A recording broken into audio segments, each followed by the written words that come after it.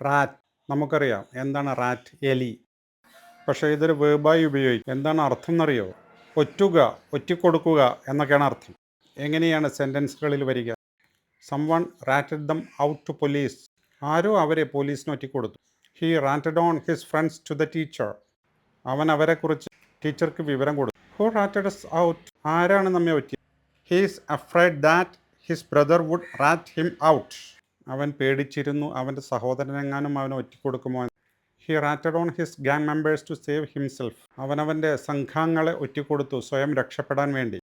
They felt he had റാറ്റഡ് out the team.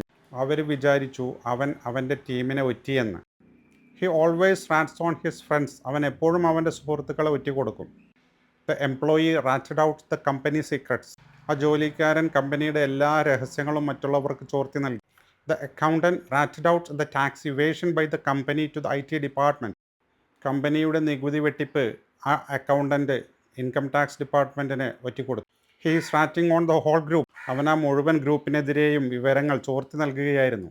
ഇനി rat എന്നുള്ളത് ഒറ്റുകാരൻ എന്നും റാറ്റ് എന്ന നൗൺ ഫോമിൽ ഉപയോഗിക്കും. Everybody called him a rat after he betrayed his friends. അവൻ്റെ സുഹൃത്തുക്കളെ ചതിച്ചത് മുതൽ എല്ലാവരും അവനെ ഒരു ഒറ്റുകാരൻ എന്നാണ് വിളിക്കുന്നത്. റാറ്റോൺ എന്ന് പറഞ്ഞാൽ ആരെയെങ്കിലും കുറിച്ച് വിവരം നൽകുക. റാറ്റ് ഔട്ട് എന്ന് പറഞ്ഞാൽ ആരെയെങ്കിലും തുറന്നു കാണിക്കുക എന്നുള്ള അർത്ഥത്തിലാണ് ഇത് ഉപയോഗിക്കുക. ഒറ്റുകാരൻ എന്നുള്ളത് റാറ്റ്, റാറ്റോൺ, റാറ്റ് ഔട്ട് എന്ന് പറഞ്ഞാൽ ഒറ്റുക. Okay, thank you.